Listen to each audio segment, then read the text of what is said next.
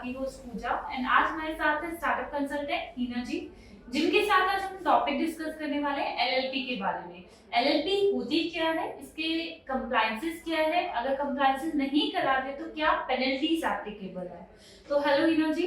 हीना जी, सबसे पहले आप हमारे व्यूअर्स को बताइए एलएलपी होती क्या है मैम। हेलो फ्रेंड्स, आज हम डिस्कस करते हैं एलएलपी क्या होती है, इसकी क्या रिक्वायरमेंट्स होती है और इसके बेनिफिट्स क्या हैं। So friends, LLP stands for limited liability partnership. ये एक ऐसी पार्टनरशिप होती है जिसमें पार्टनर्स की लायबिलिटी लिमिटेड होती है। अगर कोई पर्सन चाहता है कि उसे अपना बिजनेस रजिस्ट्रेशन करवाना है तो वो एलएलपी एक्ट में अपना बिजनेस रजिस्ट्रेशन करवा सकता है। और एलएलपी में बिजनेस रजिस्ट्रेशन के लिए हमें एक एलएलपी एक्ट गिवन है जो कि है एलएलपी एक्ट 2008। इसमें मिनिमम 2% की रिक्वायरमेंट्स होती है। दोनों पर्सन एक फर्म का नेम सेलेक्ट करेंगे, एक बिजनेस चूज करेंगे कि वो किस बिजनेस में जाना चाहते हैं, और उसके साथ साथ वो अपने केवाईसी लेकर रजिस्टर ऑफ कंपनी पे जाएंगे। रजिस्टर ऑफ कंपनी हमें एक सेंटर लेवल का रजिस्ट्रेशन प्रोवाइड कर देगा, उसके साथ साथ हमें सर्टिफिकेट ऑफ इनकॉर्पोरेशन प्रोवाइड कर देगा। और फ्रेंड्स, मिनिमम 2 पार्टनर्स की, जैसे मैंने बोला, रिक्वायरमेंट्स होती है। और इसके अंदर मेन बेनिफिट ये है कि एलएलपी में जो पार्टनर्स की लायबिलिटी होती है वो लिमिटेड होती है। लिमिटेड लायबिलिटी मींस इस कभी भी if in case LLP wind up में जाती है या फिर एलएलपी में लॉसेस होते हैं तो पार्टनर्स पर्सनल कैपेसिटी में लायबल नहीं होंगे। तो यही मेन बेनिफिट होता है एलएलपी को चूज करने का और अपना बिजनेस पार्टनरशिप में ना जाकर एलएलपी में रजिस्ट्रेशन करवाने का।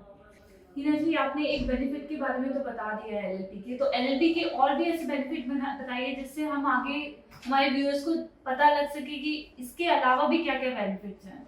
अगर हम बेनिफिट्स की बात करें तो एलएलपी एक्ट ने एलएलपी में बहुत सारे बेनिफिट्स दिए हुए हैं। जस्ट लाइक हम डिस्कस करते हैं। फर्स्ट ऑफ ऑल, इसका जो बेनिफिट है ये है LLP is an body corporate. LLP perpetual succession है और and you can say LLP में इसमें इजी टू फॉर्म है, इजी टू रजिस्टर है, कंप्लायंसेस बहुत कम है और इसमें पार्टनर्स की लायबिलिटी लिमिटेड होती है। और इसमें एक एलएलपी अग्रीमेंट होता है जिसके थ्रू आप इजीली ट्रांसफर कर सकते हैं इसका कंट्रीब्यूशन, किसी भी पार्टनर्स को इजीली ऐड कर सकते हैं। तो मेजरली बहुत सारे बेनिफिट्स हैं। अब जैसे हमने फर्स्ट क्वेश्चन में एक्सप्लेन किया कि इसकी लायबिलिटीज लिमिटेड होती है। नाउ वी विल डिस्कस कि ये बॉडी कॉर्पोरेट है। बॉडी कॉर्पोरेट इस सेंस में कि इसका एक फॉर्मल स्ट्रक्चर है, इसमें कुछ रूल्स एंड रेगुलेशंस गिवन है। और जब भी आप एलएलपी के तौर पे बिजनेस करेंगे तो एलएलपी एक्ट ने कुछ कंप्लायंसेस दिए हुए हैं, वो कंप्लायंसेस आपको फुलफिल करने हैं, टाइम टू टाइम फाइल करने हैं। अगर आपने नहीं किए तो पेनल्टी लगेगी। और जबकि ऐसा पार्टनरशिप में नहीं होता, पार्टनरशिप में कोई भी कंप्लायंसेस आपको नहीं करने होते। सेकंड थिंग, ये परपेचुअल सक्सेशन है। ये बहुत बड़ा वर्ड है, परपेचुअल सक्सेशन। जनरली इसका मीनिंग ये होता है कि हमारी पार्टनरशिप में जो भी पार्टनर्स हैं, पार्टनर्स आ रहे हैं, पार्टनर्स जा रहे हैं, पार्टनर्स डिजाइन हो रहे हैं, या फिर इन केस किसी भी सर्कमस्टांसेस में पार्टनर की डेथ हो जाती है तो हमारी एलएलपी इस केस में वाइंड अप नहीं होगी। इसके वाइंड अप के लिए प्रॉपर प्रोसीजर गिवन है, बट ऐसा पार्टनरशिप के केस में नहीं है। If in case two person partnership में बिजनेस कर रहे हैं और एक पर्सन की डेथ हो जाती है तो हमारी जो पार्टनरशिप है वो वहीं की वहीं डिसॉल्व हो जाएगी। तो बेस्ट इसमें ये है कि हम पार्टनरशिप में ना जाकर एलएलपी में जाए। और कैन से कि इसमें लायबिलिटी, एलएलपी में जो लायबिलिटी होती है वो लिमिटेड होती है, जबकि पार्टनरशिप में जो लायबिलिटी होती है वो अनलिमिटेड होती है। और आप कह सकते हैं इसको इजी टू फॉर्म है और इसमें बहुत इजीली आप काम कर सकते हैं। हीना जी, अभी आपने बताया कि एलएलपी के बेनिफिट्स क्या हैं, तो इजी टू फॉर्म, तो एलएलपी अगर इनकॉर्पोरेट कराना चाहते हैं हम तो क्या उसकी रिक्वायरमेंट्स होगी मैम। अगर आपको एलएलपी रजिस्ट्रेशन करवाना है तो मिनिमम 2 पार्टनर्स की रिक्वायरमेंट होगी। उनकी हमें केवाईसी चाहिए होंगी, जस्ट लाइक पैन कार्ड, आधार कार्ड, वोटर आईडी।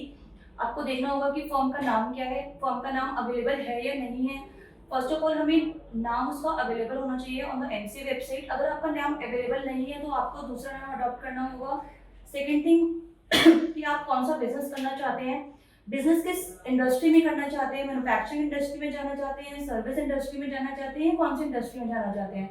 अब as per the amendment manufacturing industry भी एलएलपी का पार्ट हो गई है, तो मैन्युफैक्चरिंग इंडस्ट्री से भी आप एलएलपी से आप लोग मैन्युफैक्चरिंग इंडस्ट्री में भी काम कर सकते हैं। थर्ड वन कि आप लोग रजिस्टर्ड ऑफिस कहाँ से सिचुएटेड करना चाहते हैं, उसके लिए हमें यूटिलिटी बिल की रिक्वायरमेंट होंगी, हमें डिन चाहिए होंगे, डीएससीज चाहिए होंगे, और ये सारे कुछ बेसिक से डॉक्यूमेंट्स हैं। वो सारे डॉक्यूमेंट्स हम रजिस्ट्रार को सबमिट करेंगे, रजिस्ट्रार हमें सर्टिफिकेट ऑफ इनकॉर्पोरेशन दे देगा। आफ्टर सर्टिफिकेट ऑफ इनकॉर्पोरेशन हमें एक एलएलपी अग्रीमेंट ड्राफ्ट करना होगा, और एलएलपी अग्रीमेंट में कुछ म्यूचुअल राइट्स और रिस्पॉन्सिबिलिटीज होंगी जो पार्टनर्स की होंगी, जो हेल्प करेंगी, बेसिकली जो उनको हेल्प करेंगे कि आपको एलएलपी का बिजनेस किस वे में रन करना है। तो ये थी एलएलपी की बात। मैम आपने बताया पार्टनर्स की रिक्वायरमेंट होती है, रजिस्टर एड्रेस की रिक्वायरमेंट होती है, क्या नेचर ऑफ बिजनेस रहेगा ये रिक्वायरमेंट होती है। बट स्टार्टिंग में कभी कभी होता है कि पार्टनर्स, हम मान लीजिए आपने और मैंने एक एलएलपी फॉर्म बना ली है, या आप मुझसे सेटिस्फाई नहीं है, आप रिजाइन करना चाहते हैं, तो फॉर्मेलिटीज हैं उसमें कि आप पार्टनर चेंज कर सकते हैं या एड्रेस चेंज कर सकते हैं या अपना नेचर ऑफ बिजनेस चेंज कर सकते हैं। सी जस्ट लाइक कंपनी, अगर मैं कंपनी के थ्रू अपना बिजनेस करती हूँ तो कंपनी में भी ये मेरे पास फ्रीडम होती है कि मैं कंपनी का नेम चेंज कर सकती हूँ, किसी भी डायरेक्टर को अपॉइंट कर सकती हूँ, किसी भी डायरेक्टर को रिजाइन कर सकती हूँ।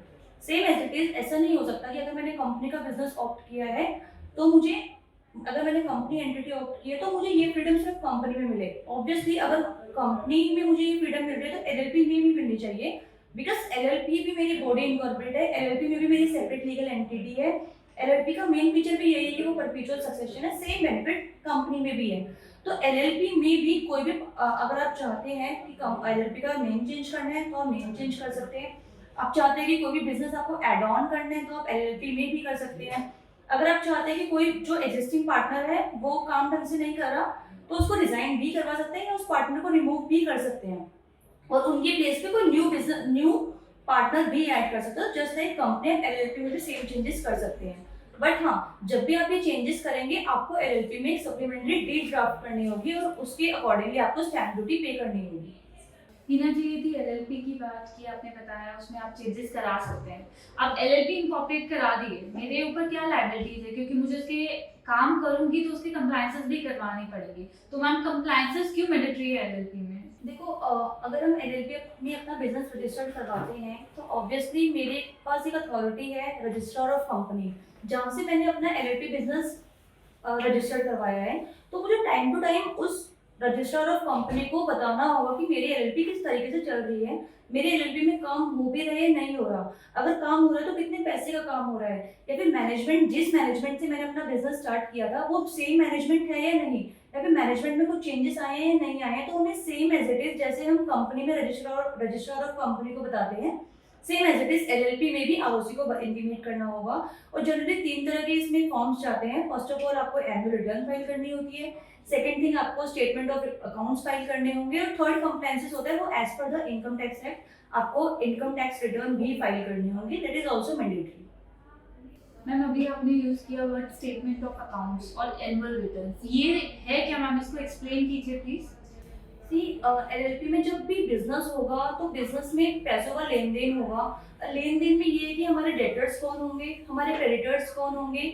अगर मैंने एलएलपी में एसेट खरीदी है तो मेरी एसेट को, क्या एसेट मैंने परचेज की है, कितने वैल्यू की एसेट परचेज की है, कितनी मेरी लाइबिलिटीज है, कितने इनकम है, कितने एक्सपेंडिचर है, इन सब की डिटेल्स हमें रजिस्ट्रार ऑफ कंपनी को सबमिट करनी होती है। और जब भी हम ये सारे डिटेल्स रजिस्ट्रार ऑफ कंपनी को सबमिट करेंगे उस रिटर्न का नाम होगा statement of accounts.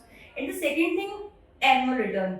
Annual return नाम से सजेस्ट कर रहा है कि ये एनुअली जाएगी आरओसी के पास। एक ऐसी रिटर्न है जिसमें हम आरओसी को इंटीमेट करेंगे अबाउट आवर मैनेजमेंट, कि हमारी मैनेजमेंट कैसी थी, हमने किन पार्टनर्स के साथ बिजनेस किया था, कौन सा बिजनेस स्टार्ट किया था। इफ इन केस व्हेनेवर कोई भी चेंजेस होता है तो हमें एनुअल रिटर्न फाइल करनी होती है। और अगर हमारे एलएलपी में कोई भी चेंजेस हुए हैं या नहीं हुए, इन सब के बारे में हमें एनुअल रिटर्न में आरओसी को इंटीमेट करना होगा। जस्ट लाइक आपने कोई भी पार्टनर ऐड किया है, कोई भी डेजिग्नेटेड पार्टनर ऐड किया है, तो जो भी चेंजेस हुए हैं you have to inform the ROC about the changes. और वो चेंजेस के लिए हमारे पास एक एनुअल रिटर्न का फॉर्म अवेलेबल है as per the LLP act 2008। Heena ji, ये कंप्लायंसेस की जैसे आपने बात की, स्टेटमेंट ऑफ अकाउंट्स आपने समझाया, एनुअल रिटर्न समझाया, हमने एक कंपनी के केस में ऑडिटर का नाम सुना है, ऑडिटर अपॉइंटमेंट होता है, तो एलएलपी में भी ऑडिटर अपॉइंटमेंट होता है मैम? सी हम बात करते हैं ऑडिटर अपॉइंटमेंट की। एलएलपी में जनरली ऑडिटर अपॉइंटमेंट की रिक्वायरमेंट इतनी जल्दी नहीं आती है, जस्ट बिकॉज कि एलएलपी में कंप्लायंसेस कम होते हैं। कंपनी के केस में क्या होता है कि कंपनी की इनकॉर्पोरेशन के within 30 days you have to appoint one auditor, but LLP में ऐसा नहीं है। एलएलपी में जब भी आपकी टर्नओवर या फिर आपका कंट्रीब्यूशन एक लिमिट को एक्सीड कर जाएगा, then you have to appoint one auditor. आपको अपने अकाउंट्स ऑडिट करवाने होंगे। और वो टर्नओवर कितनी है, जब भी किसी फाइनेंशियल ईयर में आपका टर्नओवर 40 लाख क्रॉस कर जाता है या फिर आपका कंट्रीब्यूशन 25 लाख क्रॉस कर जाता है, देन एलएलपी का रिक्वायरमेंट है कि वो एक ऑडिटर अपॉइंट करेगी।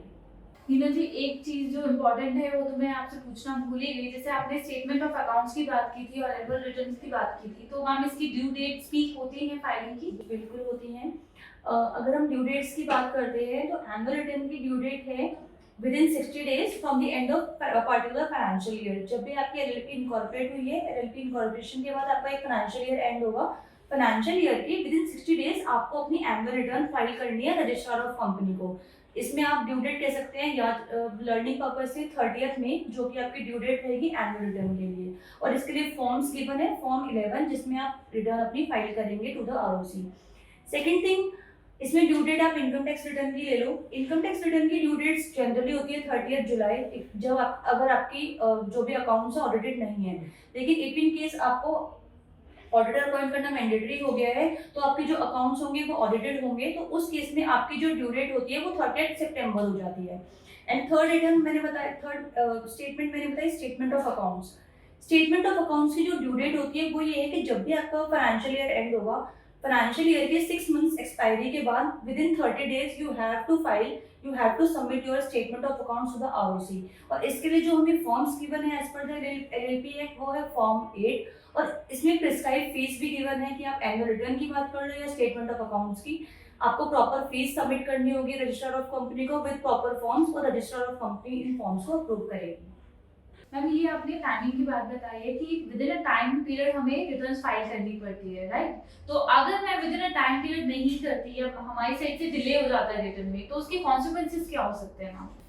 सी, अगर हम अपनी रिटर्न्स फाइल नहीं करते हैं टाइमली तो इसमें पेनल्टी लगेगी। Penalty is 100 rupees per day, और वो पेनल्टी पर डे पर फॉर्म आपकी एनुअल रिटर्न में भी लगेगी, स्टेटमेंट ऑफ अकाउंट में भी लगेगी। जो फॉर्म आपने डिले किया है उसमें 100 रुपीज पर डे की पेनल्टी लगेगी, और ये पेनल्टी आपकी अनलिमिटेड अमाउंट तक जा सकती है। वो लैक्स में भी हो सकती है और वो करोड़ में भी हो सकती है।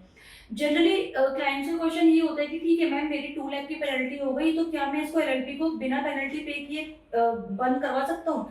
बट ऐसा नहीं होता। आप एलएलपी को वाइंड अप में भी नहीं डाल सकते जब तक आप प्रॉपर पेनल्टी पे ना कर दें। It means LLP wind up में भी जब भी जाएगी जब आपके प्रॉपर कंप्लायंस और प्रॉपर पेनल्टीज पे होंगी।